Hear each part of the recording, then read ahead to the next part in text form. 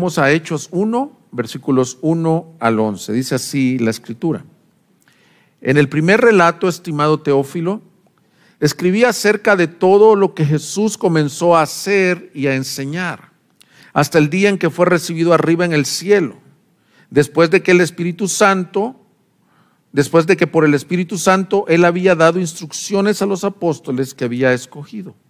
A estos también, después de su padecimiento, se presentó vivo con muchas pruebas convincentes, apareciéndoles durante 40 días y hablándoles de lo relacionado con el reino de Dios. Y reuniéndoles, les mandó que no salieran de Jerusalén, sino que esperaran la promesa del Padre, la cual les dijo: oyeron de mí. Porque Juan bautizó con agua, pero ustedes serán bautizados con el Espíritu Santo dentro de pocos días. Entonces los que estaban reunidos le preguntaban: Señor, ¿restaurarás en este tiempo el reino a Israel? Jesús les contestó: no les corresponde a ustedes saber los tiempos ni las épocas que el Padre ha fijado con su propia autoridad. Pero recibirán poder cuando el Espíritu Santo venga sobre ustedes, y serán mis testigos en Jerusalén, en toda Judea y Samaria y hasta los confines de la tierra. Después de haber dicho estas cosas, fue elevado mientras ellos miraban, y una nube lo recibió y lo ocultó de sus ojos. Mientras Jesús ascendía, estando ellos mirando fijamente al cielo, se les presentaron dos hombres en vestiduras blancas que les dijeron: varones galileos, ¿por qué están mirando al cielo? Este mismo Jesús que ha sido tomado de ustedes al cielo, vendrá de la misma manera, tal como lo han visto ir al cielo. Amén. Qué promesa más hermosa. Hermanos, vivimos en tiempos en donde la iglesia puede acomodarse a un status quo. La iglesia, el cristianismo se puede volver algo familiar, se puede volver una religión, una práctica. Ser un hijo de Dios, tener un hogar bonito, criar a los hijos en la amonestación del Señor, ser moralmente bueno, servir en algún ministerio, participar en la alabanza, ser maestro de niños, hacer cosas y estar cómodos en realidad haciendo cosas. Pero este libro nos muestra los orígenes de la iglesia. Es la iglesia recién nacida, con días de nacido hasta los primeros años de su nacimiento. Y nos damos cuenta en este libro qué tan acomodados estamos en el siglo XXI en las iglesias. Qué tan fácil se vuelve no vivir en el poder del Espíritu Santo, sino vivir algo agregado a nuestras vidas. Algo bueno, ser un congregante, no tener preocupaciones o hasta ser muy estudioso, lo que sea. Pero estar cómodos, especialmente en un país que todavía no nos persiguen abiertamente por el Evangelio. Podría decirse, hasta como dicen los jóvenes, está hasta padre ser cristiano. Hasta tiene sus beneficios. Pero este libro, mis hermanos, a mí en lo particular, y creo, y eso oro por ustedes, trae un desafío tremendo para vivir para la gloria de Dios, para vivir como el Señor diseñó su iglesia, para vivir lleno del Espíritu, obrando sobrenaturalmente. Esta iglesia vivió un avivamiento, si le quieres llamar así. Pues no es un avivamiento, sino que es un nacimiento en donde el Señor fue glorificado grandemente. Ellos vivieron por la causa de Cristo de lleno. Vamos a ver en los capítulos siguientes que incluso vendían sus cosas yo no estoy diciendo que es una exhortación a hacer eso, estoy diciendo que ellos tenían un objetivo de vida. Y simples pescadores de Galilea, algunos otros discípulos que el Señor llamó, impactaron y transformaron un mundo y una sociedad. No para gloria de ellos, sino para gloria del Señor. Por eso el título que escogimos de la serie es Una iglesia que vive en el poder del Espíritu Santo.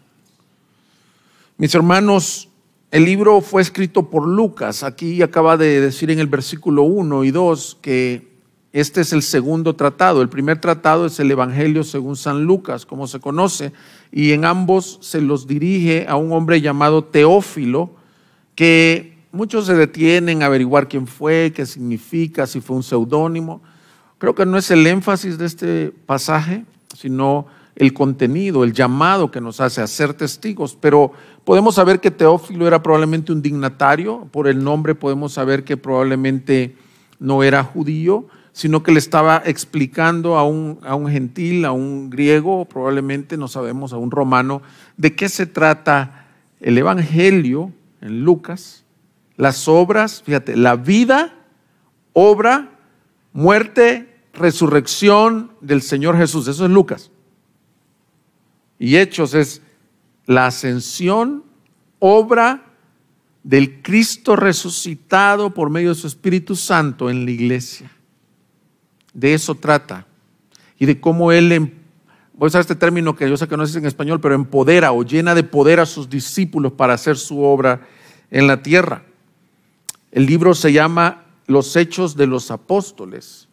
Y algunos siempre dicen, sería un mejor título, Los Hechos del Espíritu Santo, y estoy de acuerdo, pero ya que si estamos sugiriendo títulos, yo pensaría que podríamos decir un título, algo así, Los Hechos del Cristo resucitado a través del Espíritu Santo por medio de su iglesia. Obviamente el libro se llama Hechos de los Apóstoles, pero es los hechos del Cristo resucitado a través del Espíritu Santo por medio de su iglesia. Solo porque mi esposa me ayuda a hacer el diseño de las series, me dijo, no le puedes poner todo ese título a la serie. Pero ese es el que yo le quería poner. Los hechos del Cristo resucitado a través del Espíritu Santo por medio de su iglesia.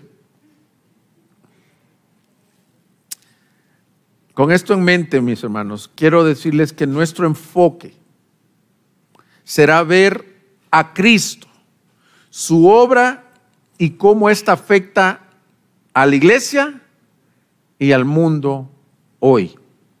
A la iglesia y al mundo. Y aquí vamos a ver una iglesia transformada, una iglesia avivada y un mundo que está viniendo a los pies de este rey. Dice que en estos días el Señor, Lucas tiene una característica, es el único de los evangelistas que nos cuenta ese periodo de la resurrección de Cristo y esos 40 días que el Señor estuvo enseñando. ¿Qué estuvo enseñando? Algunos se han preguntado, pero ahí nos dice, estuvo enseñando referente al reino de los cielos. Y sabemos allá en camino a Emaús que Él se le aparece a 2 discípulos después de la muerte. Y ellos le dicen, después de su muerte y resurrección, ellos le dicen, oye, que no sabes lo que ha pasado en estos días en Jerusalén. Y no lo reconocían. Y Él les dice, más bien les quiero decir lo que habla la ley, los profetas, los salmos, todos están apuntando a Cristo. Y cuando Él les da esta revelación, sus ojos fueron abiertos. Entonces, hermanos, la Biblia, el centro de la Biblia es Cristo. Y esta es la revelación, no solo era el Antiguo Testamento, sino estaba apuntando a Cristo. Y eso es lo que les estuvo enseñando. Así que quiero dar un contexto, he estado como una introducción general a la serie, pero vamos a entrar al mensaje de hoy, si no nos quedamos predicando del libro de los Hechos, un libro glorioso. El mensaje de hoy es, me serán testigos. Y lo veremos con 3 preguntas. Veremos 3 preguntas. ¿Qué es un testigo? ¿Cuál es su misión? ¿Y cuál es su poder? ¿Qué es un testigo? ¿Cuál es su misión? ¿Y cuál es su poder? El texto comienza, mis hermanos, veamos lo primero, ¿qué es un testigo? El texto comienza con una promesa que la vimos en el versículo 4, reuniéndoles, les mandó que no salieran de Jerusalén, sino que esperaran la promesa del Padre, la cual les dijo, oyeron de mí, porque Juan bautizó con agua, pero ustedes serán bautizados con el Espíritu Santo dentro de pocos días. Ahora, yo quiero que pongan, esta es una narrativa, esta es una historia gloriosa, quiero que pongan un poco del drama que ha vivido esta gente los últimos 3 años de su vida. Hace 3 años, según ellos, apareció, no sabían si era un un profeta, no sabían si era el Mesías esperado, un hombre que se paró en el mar de Galilea y empezó a llamar a él, a sus discípulos. Y comenzaron a irle conociendo, presenciaron resurrecciones. Imagínate todo lo que vivieron en 3 años, los 3 años más fantásticos de la vida de estos hombres. Es como si tú salieras a la calle y te embiste un camión. Tú nunca olvidarías ese día, si sobrevives, para empezar. Estos 3 años eran inolvidables, fueron transformadores. 3 años, y Jesús no era el rabino, no era el maestro, no era un profeta, nada más, sino que va creciendo la revelación y Pedro le dice, lleno del Espíritu Santo, tú eres el Cristo, el Hijo del Dios viviente. Y le dice, bienaventurado eres Simón, porque esto no te lo reveló carne y sangre. Y en estos 3 años están ahí y aquí estamos 40 días después de la pasión de Cristo. Esos 3 años culminan con una obra tremenda, con una instancia para los discípulos desgarradora. Ellos están pensando, ¿es esto una pesadilla? ¿Es esto un sueño? ¿Qué está pasando? No entendemos nada, aunque el Señor les había profetizado que era necesario que el Cristo padeciera y fuera crucificado y resucitara. Pero no lo están viendo en ese momento. Nada más están impactados que su Señor, su Maestro, fue asesinado cruelmente en la cruz. Todos lo negaron, no quiero que pierdas de vista este momento. Todos lo negaron, todos se acobardaron. Pero al tercer día están ahí amedrentados, escondidos y escuchan las noticias. Él ha resucitado. Las mujeres llegaron a decirles, está vivo. Y de pronto lo ven entrar, cruzar paredes, comer con ellos. Tomás duda, le dice, a ver, deja toco tus manos agujeradas. Y él estaba vivo. Y por 40 días, nos dice Lucas, les estuvo hablando del reino. Algunos dicen que les siguió enseñando lo mismo que en los evangelios. El reino de los cielos se ha acercado. Ahora, ellos ya no saben qué sigue. Aquí estamos, 40 días después. ¿Será que entonces te vas a quedar aquí? Por eso le hacen esa pregunta. ¿Ya esta es tu segunda venida?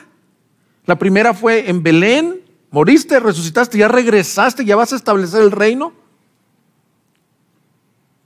¿Qué sigue? Y él les dice, no. Él les contestó con una promesa y les dijo, reuniéndole, les mandó que no salieran de Jerusalén. Ahora, siguiendo con un poco de drama. ¿Por qué les dijo quédense en Jerusalén? Mis hermanos, porque en este momento ellos eran un mar de dudas. Eran un mar de temores. Si así hicieron con el árbol, ¿qué más harán con las ramas? El mismo Jesús se los había dicho. Muchos quizás estaban considerando, no, pues esto no tiene caso. Vámonos a nuestras labores, vámonos a Galilea, vámonos a nuestras aldeas, agarremos las redes nuevamente. Y me doy cuenta que el cristianismo, muchas veces, una de las tentaciones que tenemos los cristianos es que dudamos si esto es real. Estos hombres tenían razones para pensar, esto quizás sea una mentira.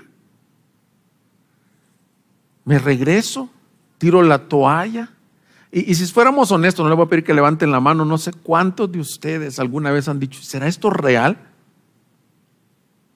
¿Será cierta la historia de la Biblia?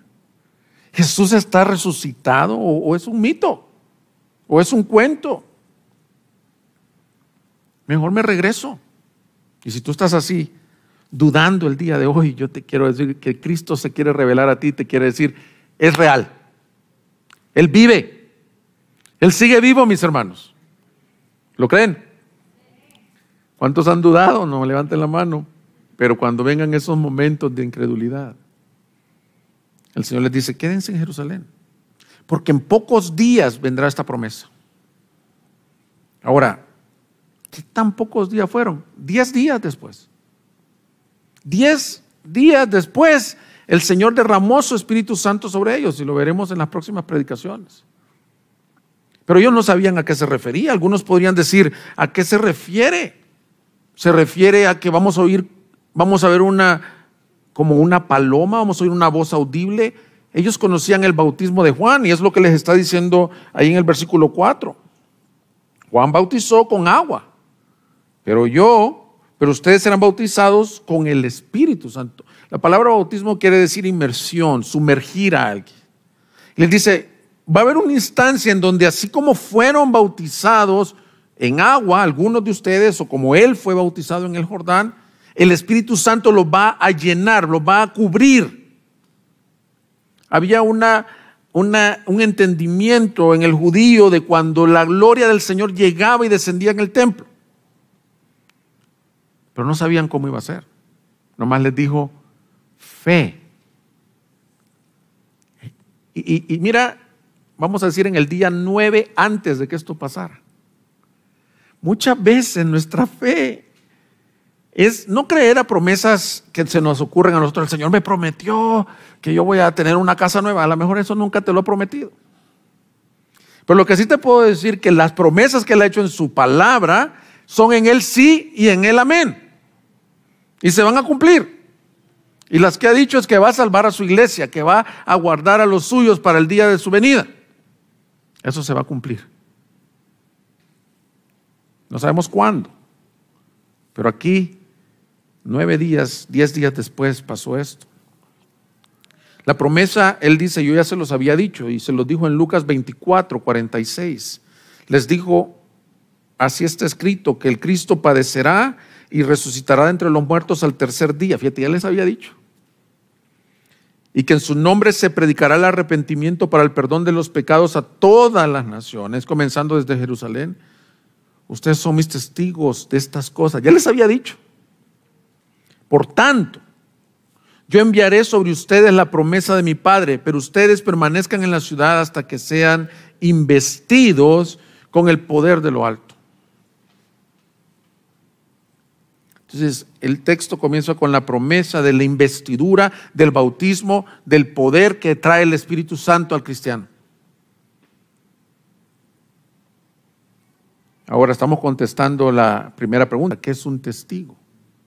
Porque el versículo 8, mis hermanos, es el versículo clave o el versículo llave de todo el libro. El versículo clave es el versículo 8, leamos desde el versículo 6. Entonces los que estaban reunidos le preguntaban, Señor, ¿restaurarás en este tiempo el reino de Israel? Y eso les cambia el tema.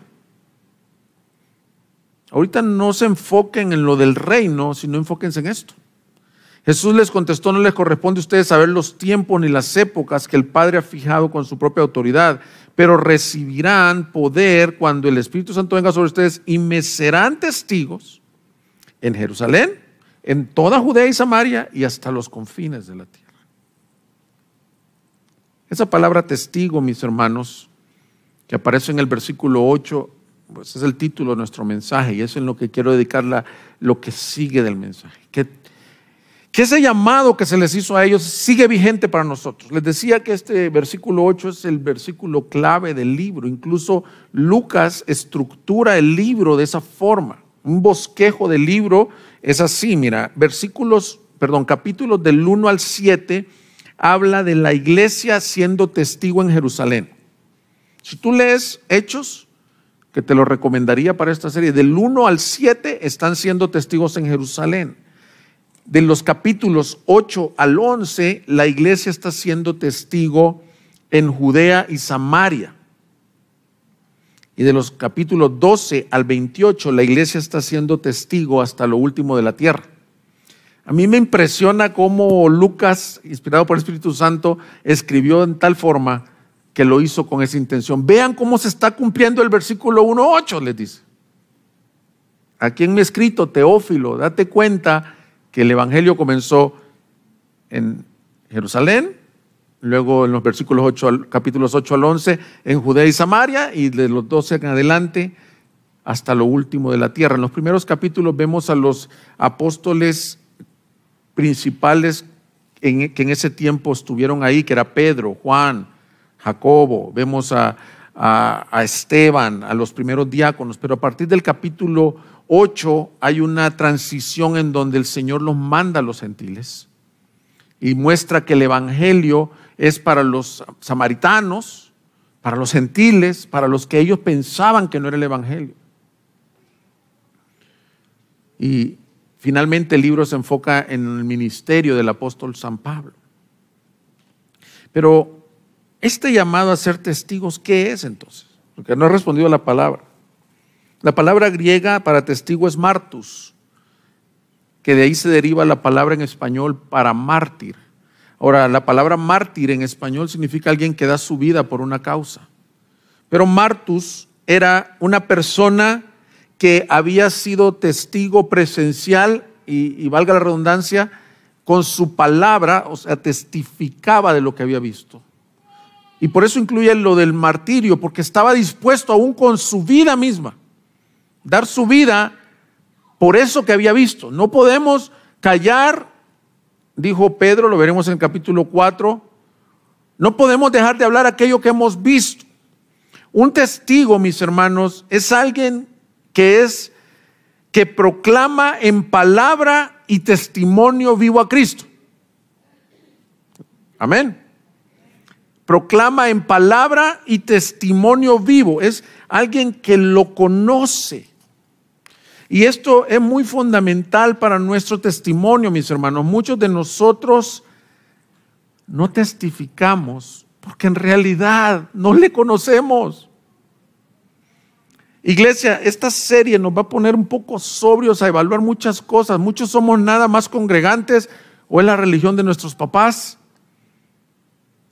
Y si tú estás aquí, eres un adolescente, un joven que creciste en una iglesia cristiana, mi pregunta para ti, y también si eres un adulto, es: ¿tú conoces de primera mano a Cristo? Tú puedes testificar a otros porque le dices: mira, este pecador que te habla estaba con su vida destruida, pero conoció al Cristo resucitado. No lo has visto con tus ojos, pero su obra te ha transformado y por eso hablas. Si ese es tu caso, mis hermanos, este llamado es para nosotros, a serle testigos. Es un estado de ser. El testigo es, como veíamos el domingo anterior, es como un embajador, representa al Señor aquí en la tierra. Mis hermanos, yo no sé si te habías dado cuenta, pero esto que leímos son las últimas palabras físicas de Cristo en la tierra. No han habido otras palabras de Él, las únicas que tenemos es el testimonio escrito y el testimonio hablado por los creyentes como tú y como yo. Le voy a agregar algo: y el testimonio vivido. Los historiadores dicen de que cuando esta nueva religión, le voy a llamar así porque no es una religión, esta nueva realidad comenzó a crecer, los querían callar, los querían apagar. Decían: ¿y qué pasa? ¿Por qué se sigue multiplicando? Y una de las razones, uno de los cuestionamientos que tenían es: esto tiene que ser real, porque están dispuestos a dar sus vidas con gozo, aún en los coliseos romanos, por proclamar al Cristo resucitado. Segunda de Corintios 5:18 nos dice: y todo esto procede de Dios, quien nos reconcilió con Él mismo por medio de Cristo y nos dio el ministerio de la reconciliación. Es decir, que Dios estaba en Cristo reconciliando al mundo con Él mismo, no tomando en cuenta a los hombres sus transgresiones, y nos ha encomendado a nosotros la palabra de la reconciliación. Por tanto, somos embajadores de Cristo, como si Dios rogara por medio de nosotros. En nombre de Cristo les rogamos: reconcíliense con Dios. Hermanos, Pablo, años después de este incidente, escribe 2 de Corintios y les dice: nosotros somos reconciliados con Dios. Éramos enemigos y hemos sido reconciliados. Eso es el creyente. Y ahora el Señor nos ha hecho ministros de reconciliación. Nosotros le hablamos a otros, somos testigos de aquello que hemos visto y saboreado. Yo les decía que tristemente a veces vas a los restaurantes y les dices: oiga, ¿cuál es el mejor platillo de aquí? O me recomienda este o este, y el mesero te dice, ¿sabe qué? No los he probado todos.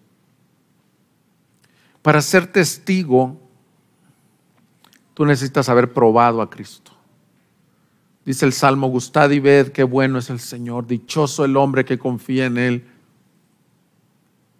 Si no eres como un lorito, que no le conoces, pero el que le conoce se vuelve en un reconciliador, en un embajador. Y decíamos el domingo anterior, el embajador representa al Dios vivo aquí en la tierra. Así que, respondiendo a la primera pregunta, ¿qué es un testigo? Es un hombre que ha conocido a Dios y proclama a Cristo con su testimonio verbal y con su vida. Porque muchas veces, mis hermanos, la vida habla más que el testimonio verbal. Sin embargo, los hechos nos llaman a testificar verbalmente. Yo creo que para comunicar un mensaje es importante 3 cosas que quiero decir. Quiero que me pongan atención porque son palabras que quiero explicar por qué las estoy diciendo en este punto. Para ser comunicador, el comunicador necesita tener lo que se conoce como el logos, es decir, la palabra que comunica. Estos hombres tenían el logos, tenían el evangelio, tenían la palabra, y ellos hablaban lo que habían visto. Iglesia, tú también tienes la palabra, es lo que tienes que comunicar. Pero también es importante que el comunicador no solo hable el logos, sino que comunique el ethos. Es otra palabra que significa el carácter o la vida de esa persona tiene que ser congruente con el mensaje que él comunica. Porque 50% eres lo que dices y 50% eres lo que hablas. Y aquella vez lo dije y el pastor Andrés me corrigió y creo que es más lo que eres que lo que hablas. ¿Por qué estoy haciendo esta aclaración, mis hermanos? Porque el mundo está cansado de ver incongruencias, de decir que somos creyentes, que somos esto, que somos aquello, pero no vivimos como testigos de Cristo resucitado. ¿No ha transformado tu familia? ¿No ha transformado tu vida? Entonces enseñamos religión, enseñamos moralismo, enseñamos legalismo, enseñamos disputas sobre doctrinas, y eso no está diciéndoles aquí. Prediquen al Cristo que los ha transformado. Logos y ethos. Pero hay un tercer elemento en el comunicador: patos. El patos es la pasión con la que se comunica. Y si un libro está lleno de comunicadores con pasión, es los Hechos. Pedro y Juan, veremos dentro de una aplicación, fueron arrestados por sanar a un paralítico en la puerta. Los meten presos. Y ellos van y oran y le dicen: Señor, te suplicamos que nos dé valor para seguir hablando aquello que hemos visto. El Señor se los concedió. Hermanos, el evangelio debe de ser comunicado con pasión. Yo te quiero hacer una pregunta, Iglesia Gracia Soberana. ¿Tú te crees lo que cantas? ¿Tú crees que lo que estás comunicando en el evangelismo es cierto? ¿Que es digno de dar tu vida por ello? A veces pareciera que nuestra expresión en la adoración fuera de alguien que no conoce al Señor que le está cantando. A veces no comunicamos el evangelio a otros porque no sientes pasión por Cristo resucitado y por las almas perdidas. Porque no siento. No les quiero hablar de aquí para allá. Este mensaje me está desafiando a mí en primera persona. Mira, el evangelista George Whitefield, el Señor lo usó para un avivamiento en los años 1700 allá en los Estados Unidos. Casi llegando, sí, en los años 1700. Y en sus campañas de predicación llegó un agnóstico, un ateo que era acérrimo de George Whitefield. Y le dijo, oye, ¿por qué vienes a su campaña? ¿Ya crees? Y el hombre contestó, yo no creo en Dios, pero la predicación de ese hombre me hace saber que ese hombre cree en ese Dios que predica. Hermanos, yo no sé si eso pueden decir de ti.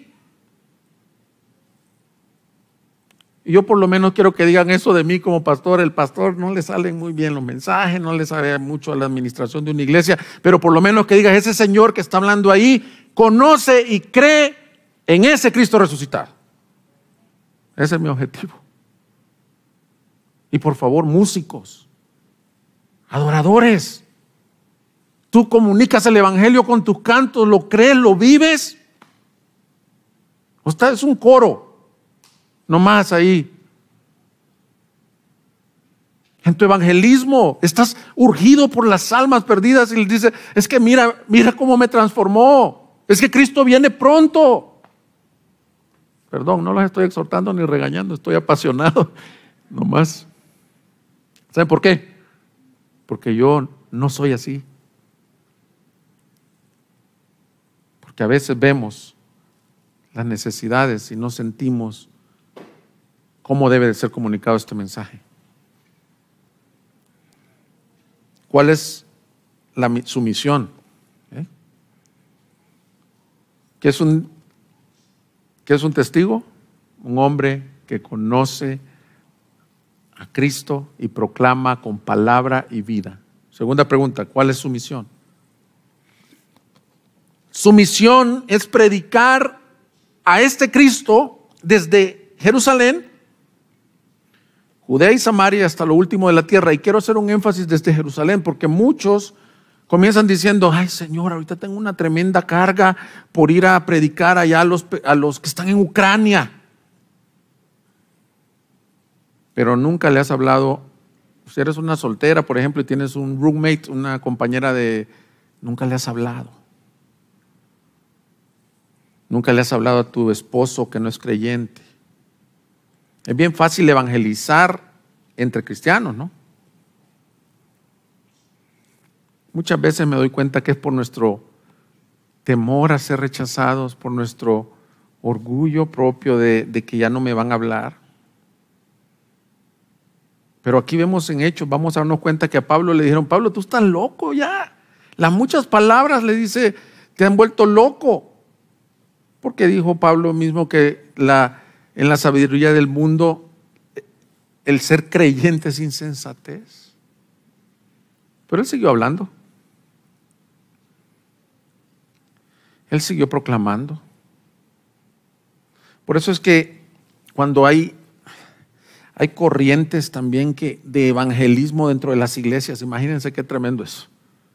Se van de una iglesia, entonces que mi doctrina yo creo que es mejor que la de la otra iglesia, y van a la otra iglesia y comienzan a enseñar su doctrina dentro de las iglesias. Cuando hay un mundo perdido. Y allá muchas veces no hablamos de Cristo resucitado.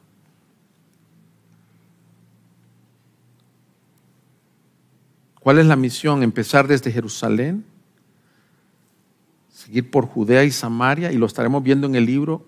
Quiere decir llegar a los no alcanzados, a los que no le conocen, a los despreciados. Aquí vemos a un Pedro que le dice, yo jamás comeré tal cosa como lo que me bajaste en el lienzo. ¿Sabes qué está diciendo él? Yo no puedo ir a los gentiles a predicar. Y le dice, no llames inmundo a lo que el Señor ha santificado.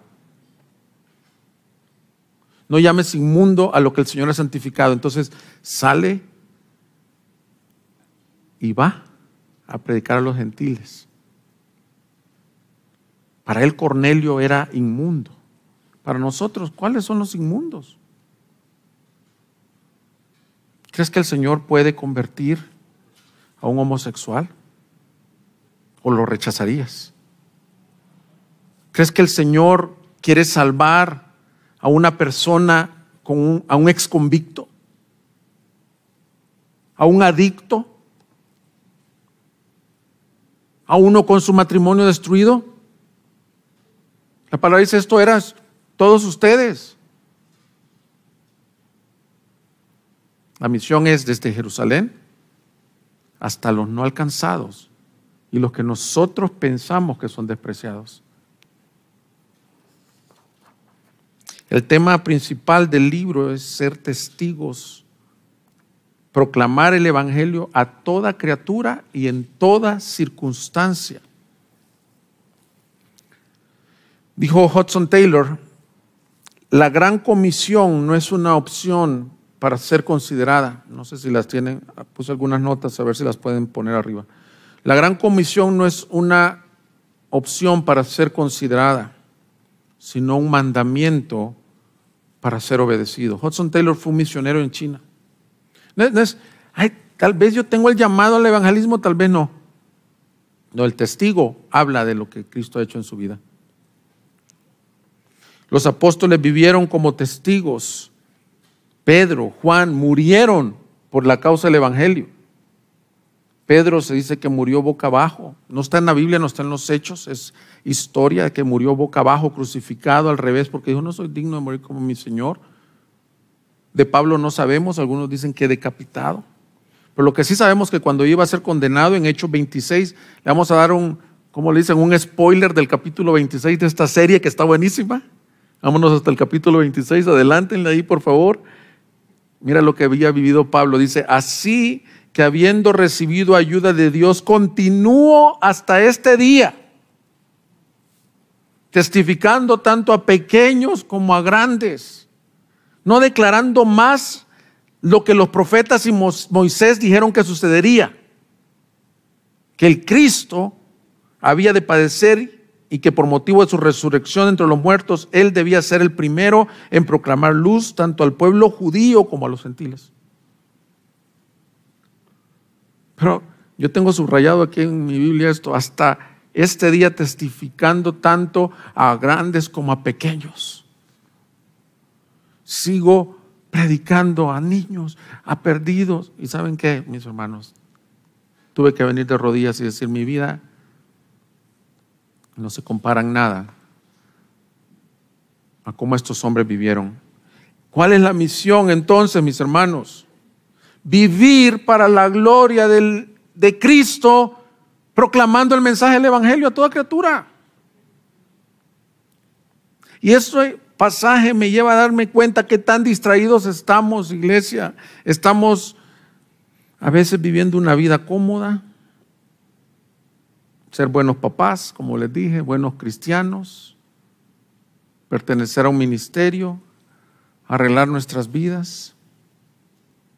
Y Pablo dijo en Hechos 20:24, en ninguna manera estimo mi vida como valiosa para mí mismo, a fin de poder terminar mi carrera y el ministerio que recibí del Señor Jesús para dar testimonio solamente del evangelio, de la gracia de Dios. Pablo decía, a mí no me importan las piedras que le cayeron, fue apedreado, no me importan las varas, que fue varaseado varias veces, no me importan los latigazos, los naufragios, los desvelos. Yo quiero que mi vida cuente para vivir testificando, dice ahí, fíjate la misma palabra, de la gracia, del evangelio, de la gracia de Dios. Gracias soberana, ¿tú vives así? A mí este pasaje me recordó la razón por la cual yo vine a México.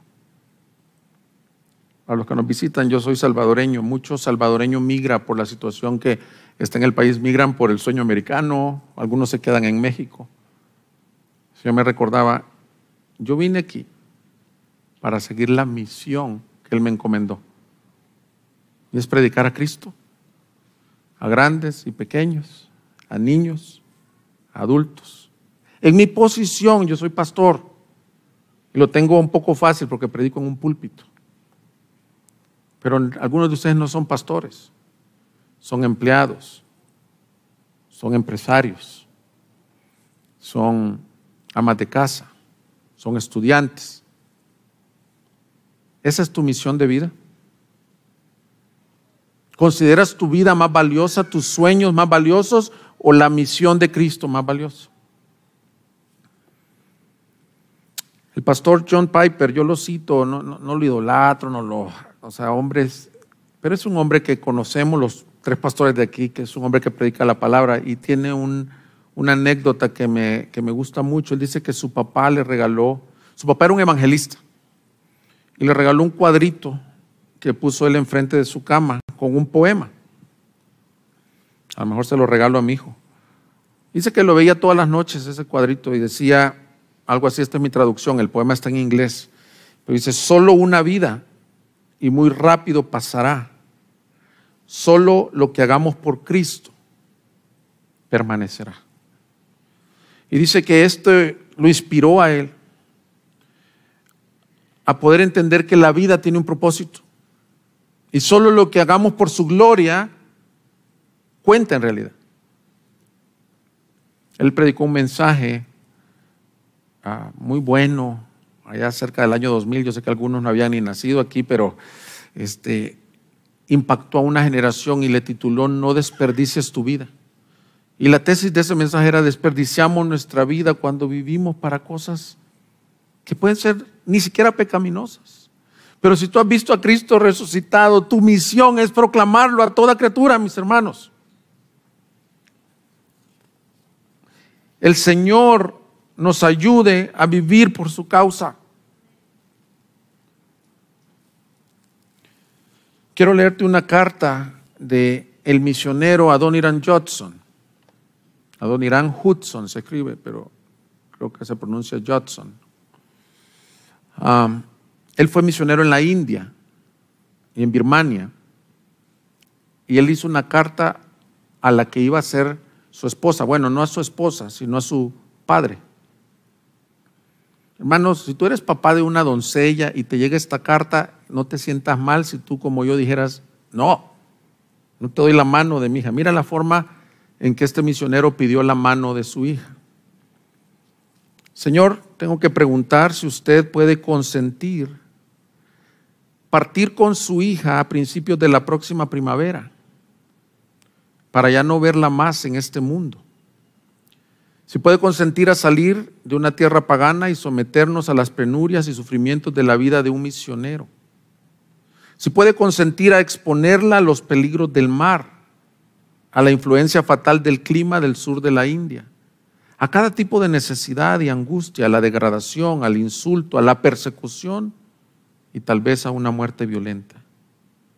Puede consentir a todo esto por el bien de aquel que dejó su hogar celestial y murió por ella y por usted. Por el bien de las almas inmortales que perecen, por el bien de Sión y la gloria de Dios. Puede consentir a todo esto con la esperanza de alcanzar pronto a su hija en el mundo de la gloria, con la corona de justicia iluminada por las aclamaciones de alabanza que se redunden en su Salvador de paganos salvos a través de sus medios de la condenación eterna y la desesperación. Eso es lo tremendo, que este padre accedió a esta carta. Y fue así. Se casaron, fueron a la India. De India pasaron a Birmania, que es la actual Myanmar. Pareciera que el ministerio solo fue sufrimientos, no vieron frutos. Murieron. Ella murió trágicamente. Pero después el evangelio de Cristo resucitado, ese testigo fue el inicio del movimiento cristiano en la India. Hermanos, a veces pensamos que hemos dejado mucho, porque me toca servir en los dos cultos, porque me va a dejar de hablar mi primo. Es que ya ves que mi primo es bien así, muy religioso, y si yo le digo algo del cristianismo me va a dejar hablar. Y te está hablando aquí nadie que tiene juicio, sino el principal necesitado de gracia, el principal, no quiero decir cobarde, pero el principal lento para evangelizar a otros. Por eso esto nos lleva a la tercera pregunta: ¿cuál es su poder? ¿Qué es un testigo? ¿Cuál es su misión? La misión, como les dije, mis hermanos, es proclamar el evangelio a toda criatura y en toda circunstancia. Cuando yo vengo y me paro en este púlpito con aire acondicionado, con zapatos de vestir, me pongo a pensar en Pablo, que en cadenas predicaba y que los recibió sentados en cadenas a todos los que lo visitaron y les predicó.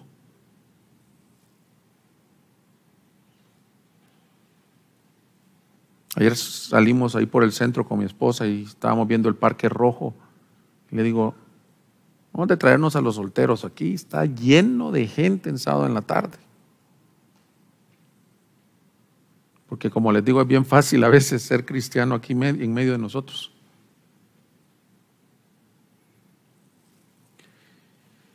Pero la verdad es que esto no puede ser hecho en las fuerzas. Se necesita un poder. Y aquí les dijo cuál era el poder. Recibiréis poder cuando venga el Espíritu Santo sobre vosotros y me seréis testigos. Este texto ha sido muy mal utilizado por estas evangelistas de estadios que hablan campañas de poder y están haciendo unos shows que en realidad a veces no son bíblicos. El poder que necesita el creyente es ser lleno del Espíritu Santo para poderle ser testigo en vida y en palabra. El poder principal que necesita es el Espíritu Santo llenándote para que te transforme. Entonces que tu vida sea tan cambiada que ahí ya estés predicando. Pero a la vez me doy cuenta que es un mandato descuidado. La necesidad de ser lleno del Espíritu Santo es un mandato, mis hermanos. Porque te quiero decir esto, no puedes hacer ninguna obra de ministerio, ninguna obra del ministerio, ningún evangelismo, no puedes servir a los niños, no puedes dirigir alabanza, no puedo predicar este mensaje sin la llenura del Espíritu Santo. Y Efesios 5:17 nos dice, no sean necios, sino entiendan cuál es la voluntad del Señor. Y no se embriaguen con vino, en lo cual hay disolución, sino sean llenos del Espíritu. Ahora, fíjate lo que está diciendo, ¿no? Es necedad para un cristiano no estar lleno del Espíritu. Y luego lo compara con el efecto del alcohol en el organismo. El alcohol, dice, te da disolución, te controla, o más bien dicho, pierdes el control y lo que te está controlando es el alcohol. Dice que nada te controle, en este caso el vino, sino más bien hay un sino. En la Reina Valera, los que conocen este texto, dice antes bien, que significa en lugar de estar lleno o controlado del alcohol, está lleno y controlado por el Espíritu Santo. Y esto es un fuerte desafío porque así como a algunos los controla el alcohol, a otros los controla el poder, a otros los controlan sus pasiones, su ira, su enojo, su resentimiento. En pocas palabras, ¿de qué estás lleno?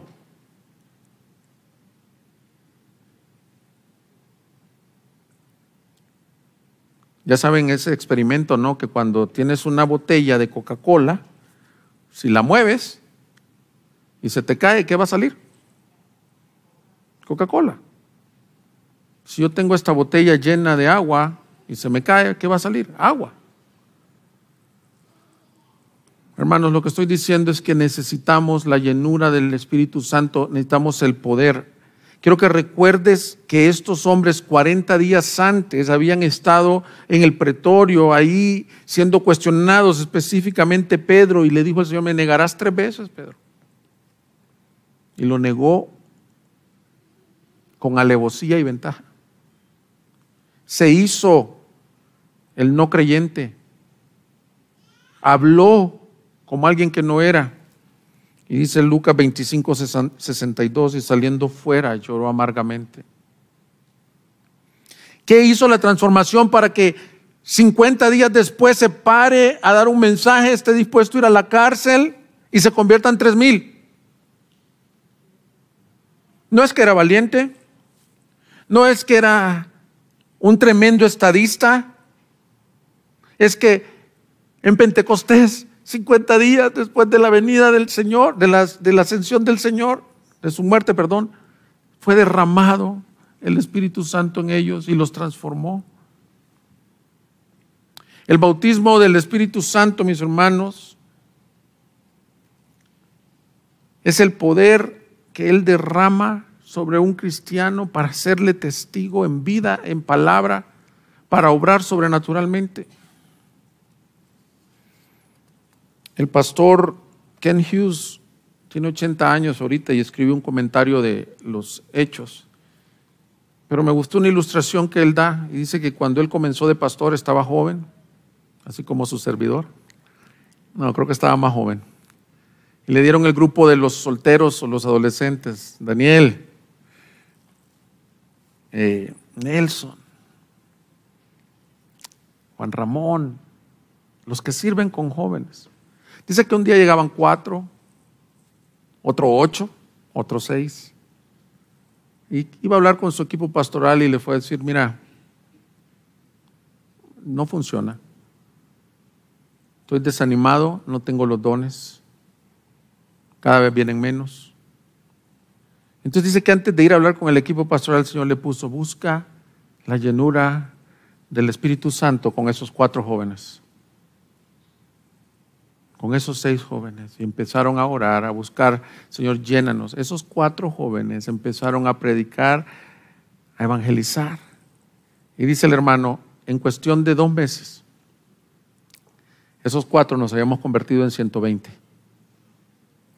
Conversiones genuinas. Hermanos, yo no puedo hacer nada más que ser fiel al texto y pedir que el Espíritu Santo me llene para que les hable a ustedes. No hay nada, yo no soy un tremendo administrador, no soy un estadista. Quiero ser un siervo del Señor lleno del Espíritu Santo. Tú tampoco puedes hacer nada para que tus hijos conozcan a Cristo. Maestra, ningún niño se va a convertir si tú no estás lleno del Espíritu Santo. Alabanza. No queremos solo tu don, tu bonita voz. Queremos que tú estés lleno del Espíritu Santo para que te desbordes y aquí en esta iglesia haya gloria del Señor. Y yo le estoy pidiendo para hacer que seamos una iglesia que tiene ese poder para ser testigos. Y claro, no te asustes, hubieron allí dones, hubieron lenguas, profecías. La sombra de Pedro sanaba a los enfermos. Por eso comencé diciendo que a veces estamos en un status quo, cómodos. Pero el poder se debe a lo último que acontece en el pasaje. Era necesario que él no se quedara ahí, porque ellos le dijeron: quédate y establece el reino. Y dice que él ascendió. Aleluya, porque él ascendió. Él dice: ¿por qué están tristes? ¿Qué les pasa? Así como me estoy yendo, estoy confirmando. Imagínate, se quedaba resucitado y se volvía a morir. A lo mejor hubiera sido que nomás estuvo infartado un tiempo y resucitó. La comprobación de que era el Hijo de Dios es que Él ascendió. Y cuando dio la gran comisión, les dijo, Mateo 28, 18, toda autoridad me ha sido dada en el cielo y en la tierra. Vayan pues y hagan discípulos de todas las naciones. ¿Cuál es la autoridad que le fue dada? El haber muerto. Y cuando el maligno pensó que había triunfado, él estaba triunfando. Al tercer día levantarse, presentar pruebas sin duda de su resurrección y haber ascendido a los cielos. ¿Y por qué él ha ascendido a los cielos? Nos dice ahí en la gran comisión que toda autoridad le ha sido dada a Cristo y él se la ha dado a su iglesia. Pero no es otra vez, de nuevo, la autoridad para hacer cosas y para hacer acá la iglesia. No, para ser una iglesia militante que va en el poder del Cristo resucitado predicando el Evangelio. Y por eso hay conversiones. Y por eso queremos ver aquí en Guadalajara a Cristo proclamado. Y queremos crecer como iglesia. No para ser numerosos. Para que muchos conozcan a ese Salvador. La garantía de la iglesia es el poder del Cristo resucitado. La iglesia no opera bajo su propia autoridad, sino la delegada del Padre. Y ese que se fue le hace una última promesa. ¿Saben qué? Voy a volver. Yo sé que algunos dirían, ya te tardaste. Hermanos, no se ha tardado. Está siendo paciente con todos para que todos procedan al Evangelio. Y antes de su segunda venida, el Evangelio de Cristo ha de ser predicado a toda lengua, tribu y nación. Y Dios te quiere usar a ti, gracia soberana.